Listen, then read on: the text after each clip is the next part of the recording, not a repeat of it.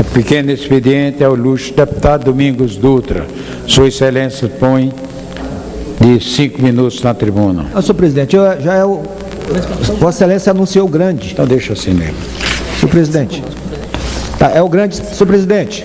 Já vai para o grande? Tá, senhores deputados. Então passamos ao grande expediente. Você dá a palavra ao segundo orador, desde que o primeiro cedeu a vaga ao segundo. Domingos do PT Maranhão, Sua Excelência dispõe de 25 minutos na tribuna. Senhor presidente, senhores deputados, só para confirmar, o primeiro orador inscrito é o deputado Antônio Garotinho, que fez a permuta comigo. Portanto, logo em seguida falará o deputado Antônio Garotinho do Rio de Janeiro. Quero agradecer o deputado Miriquinho Batista, do estado do Pará, que foi sorteado para esse grande expediente e que gentilmente me cedeu. Eu queria, nesse grande expediente, abordar 3 temas. O primeiro é sobre as emendas de bancada do Estado do Maranhão, as emendas da Comissão de Direitos Humanos, que eu acho importante para que a população que nos assiste possa ter um pouco de noção sobre a feitura do orçamento, sobre a participação que os parlamentares têm e que também as comissões desta casa também têm no processo de elaboração ou de votação do orçamento. A bancada do Maranhão tem direito a 19 emendas e lá nós dividimos, deputado Luiz Couto, da seguinte forma: os senadores, cada um tem direito a uma emenda, que eu acho injusto. 3 emendas se destina para o governo do Estado, uma emenda de bancada se destina para a Prefeitura de São Luís e as 9 restantes nós dividimos 6 emendas para os 18 deputados federais e 3 emendas nós destinamos para atender as demandas que chegam à bancada. Como nós temos apenas 6 emendas para 18 deputados, nós temos que fazer grupos de 3 para escolher um tema para indicar uma emenda. Este ano, nós resolvemos fazer uma pequena alteração. A bancada continua destinando uma emenda de bancada para o Senado, portanto, uma para cada senador, mas que no próximo ano eu vou questionar, porque não tem sentido um senador ter mais valor do que 3 deputados. Então é injusto.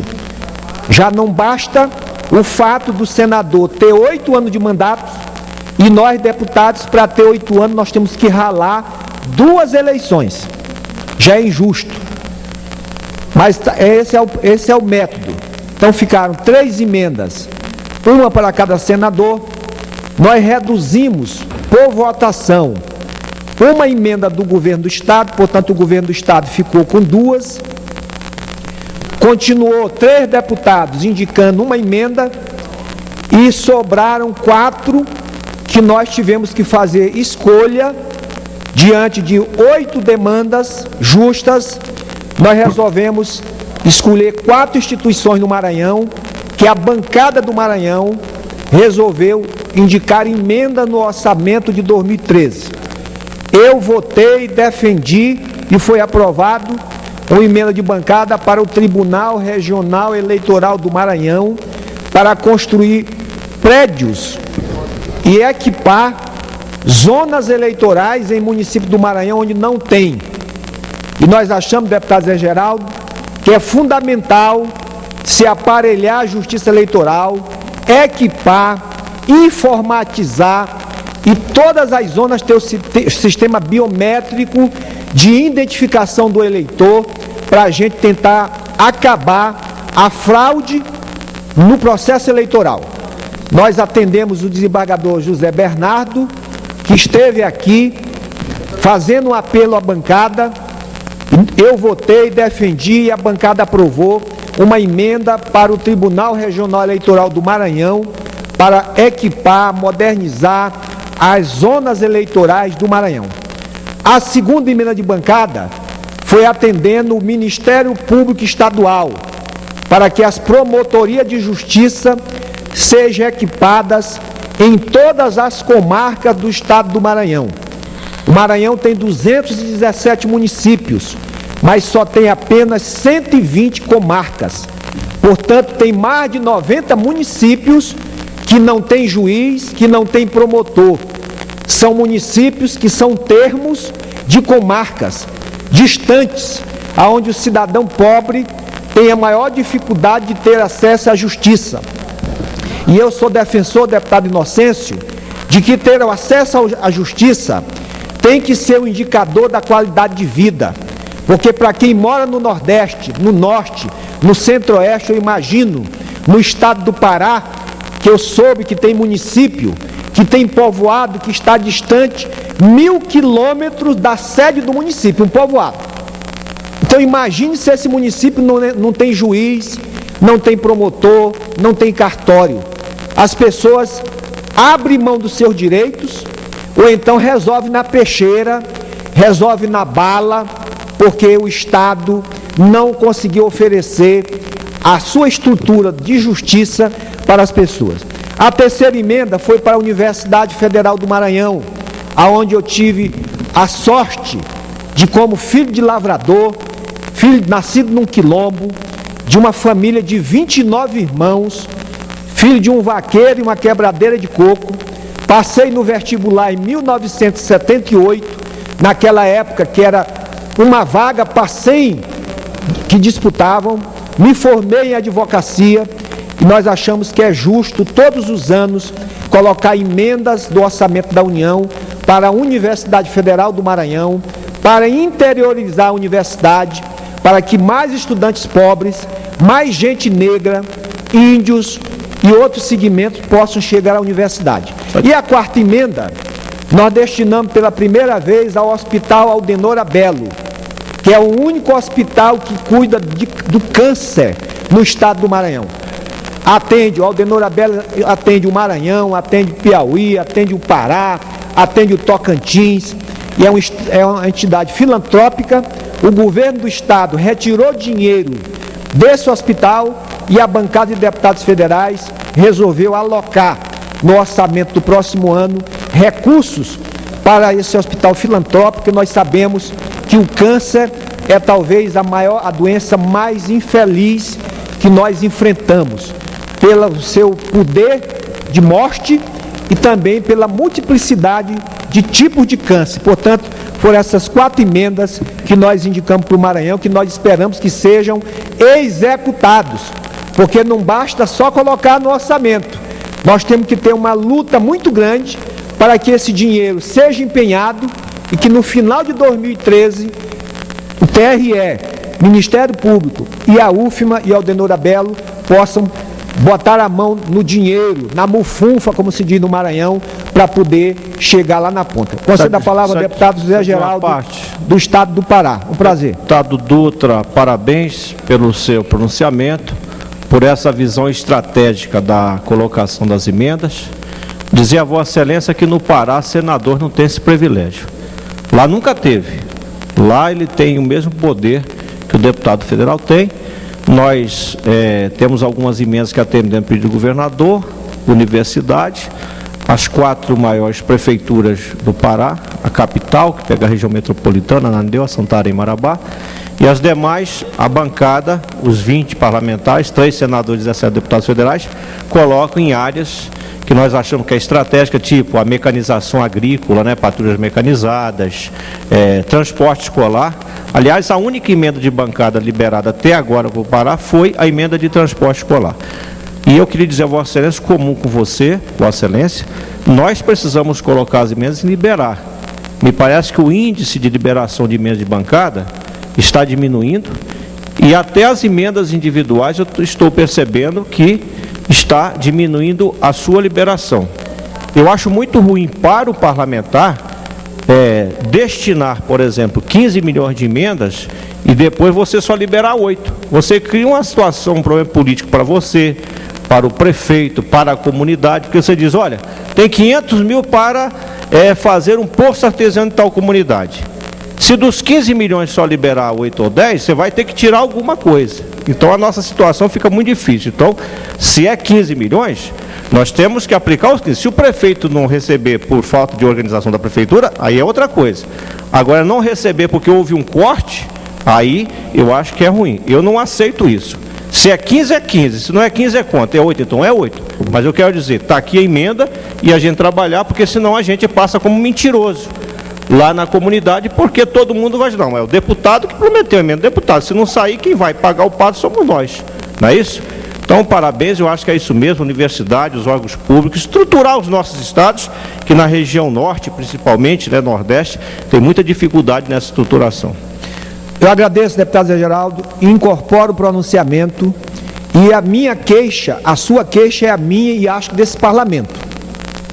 E aí, quando a gente reclama que o Poder Executivo não libera emenda individual, não libera a emenda das bancadas e não libera as emendas das comissões, que também é a mesma queixa, eu acho que a culpa é nossa, porque esse parlamento poderia tornar obrigatório, ou então ser chamada emenda impositiva.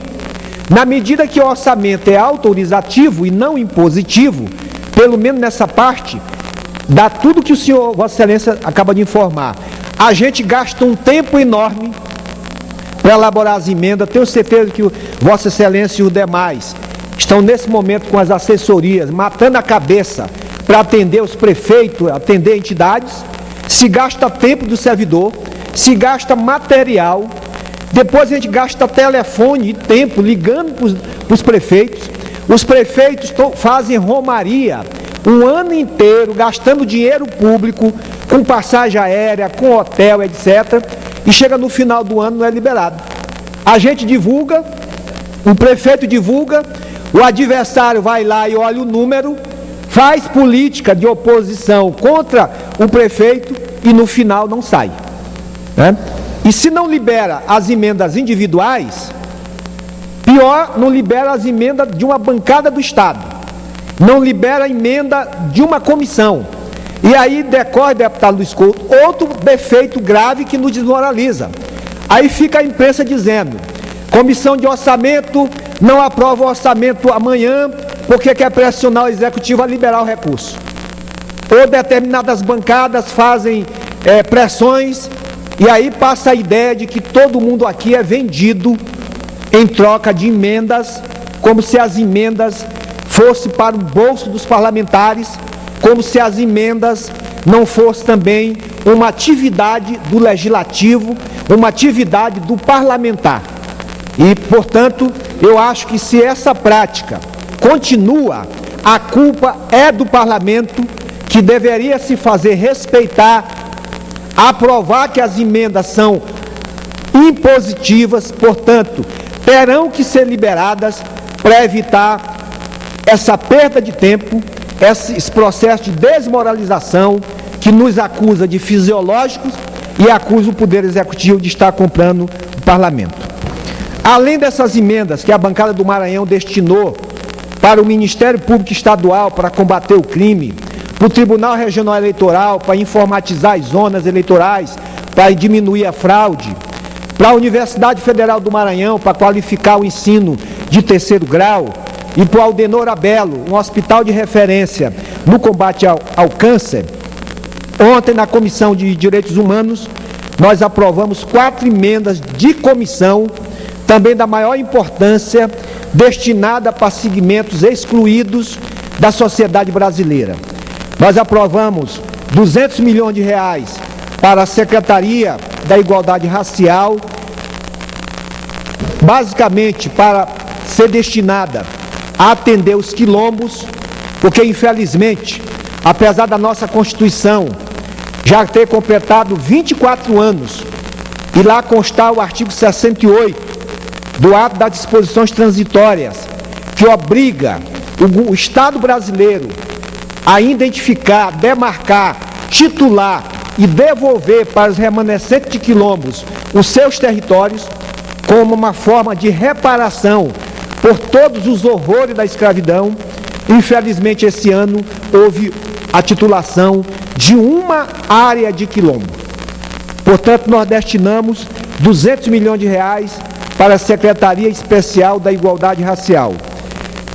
Destinamos 100 milhões de reais para o combate à violência contra a mulher, porque apesar da Lei Maria da Penha, a violência contra a mulher continua crescendo nesse país. Todos os dias, mulheres nesse Brasil afora são assassinadas, são agredidas das mais variadas formas. E é preciso estruturar as delegacias da mulher, estruturar todos os organismos públicos para combater a violência e principalmente a violência contra o idoso, contra a criança e contra as mulheres.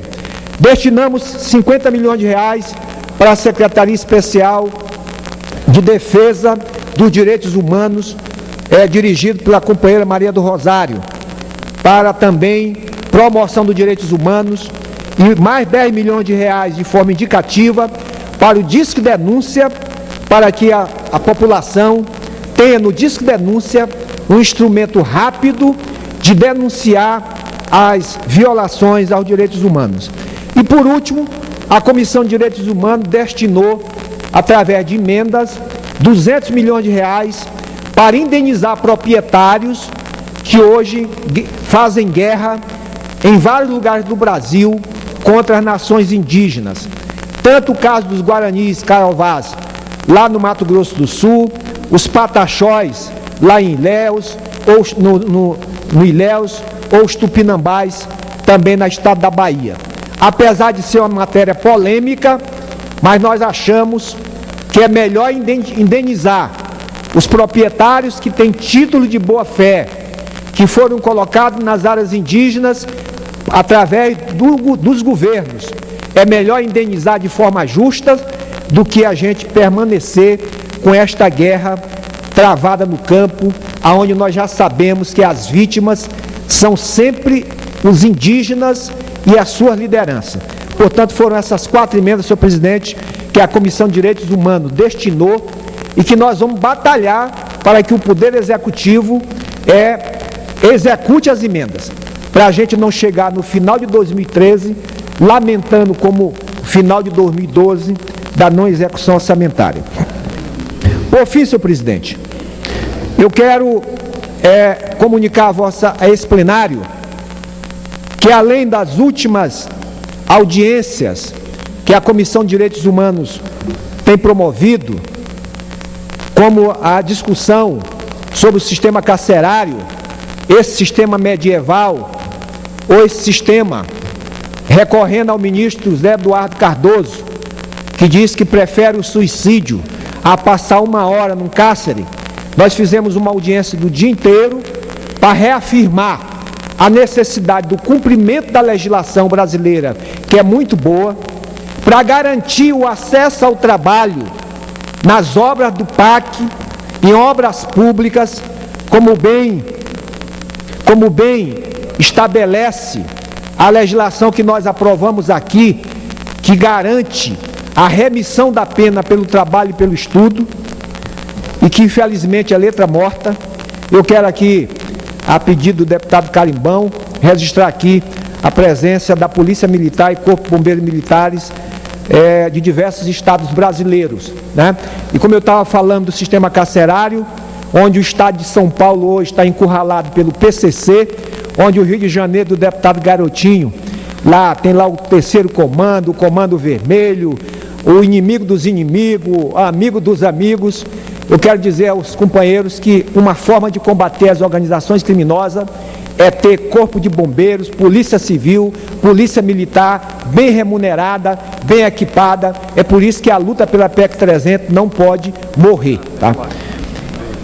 Nós também desenvolvemos na Comissão de Direitos Humanos a luta pela aprovação da PEC do trabalho escravo, que foi um grande feito deste plenário, que está no Senado, infelizmente parado.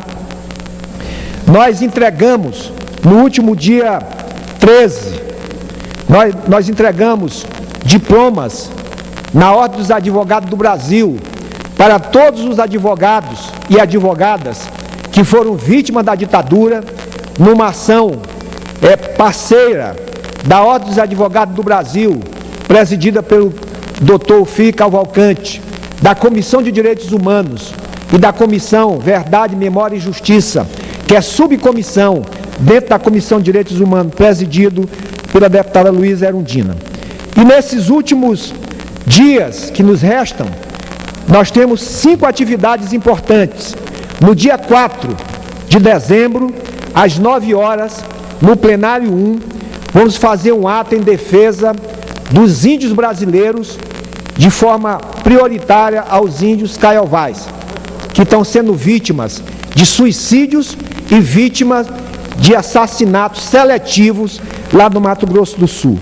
No dia 5, a Comissão de Direitos Humanos, a Comissão da Verdade da Câmara e da Comissão de Direitos Humanos vai firmar convênios com a Comissão da Verdade, constituída pela presidenta Dilma, para que a gente possa trabalhar conjuntamente, partilhar informações. No dia 6 de dezembro, às 14 horas, aqui nesse plenário, haverá uma sessão solene, onde vamos dar ou devolver simbolicamente os diplomas de todos os deputados federais que foram vítimas do regime militar, tanto aqueles que ainda estão vivos, como Almina Afonso, Plínio de Arruda Sampaio, quanto aqueles que já faleceram, como o ex-deputado Leonel Brizola.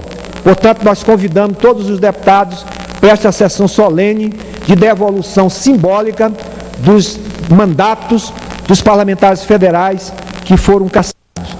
No dia 12, vamos fazer uma audiência a pedido da Procuradoria Federal do Direito do Cidadão, aliás, dia 13, onde esta Procuradoria, que é importante para a cidadania brasileira, vem ao Parlamento prestar conta de suas atividades, que são muitas, são essenciais para os mais humildes, mas também relatar dificuldades, que também são muitas.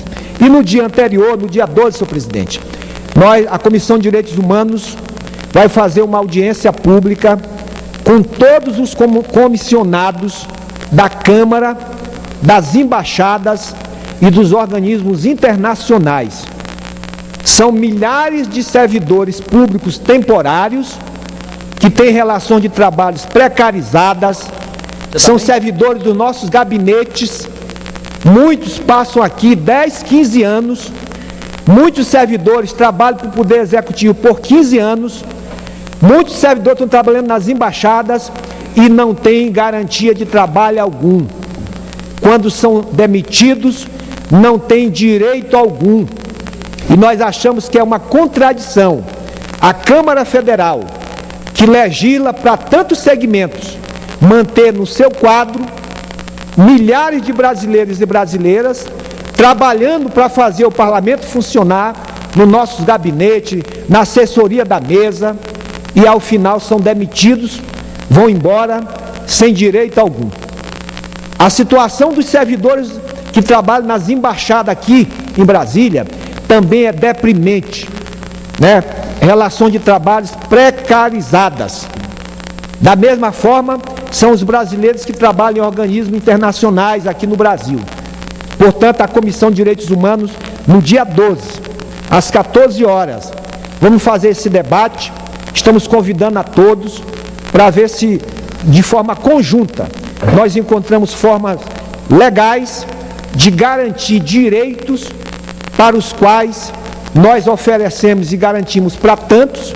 Acabamos de aprovar a emenda constitucional que amplia direitos para as empregadas domésticas, mas nós temos uma situação com nossos comissionados aqui na Câmara, no Poder Executivo, nas embaixadas, nos organismos internacionais, de forma degradante.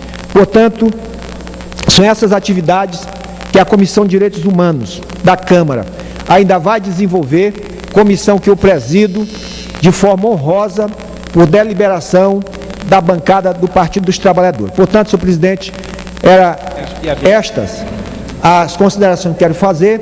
Quero agradecer ao deputado Garotinho pela permuta e dizer ao deputado Garotinho que li no seu blog sobre o Estatuto Penitenciário, sobre algumas extravagâncias que tem no Estatuto, mas eu quero dizer a Vossa Excelência que esse projeto, na verdade, não é do Domingos Dutra.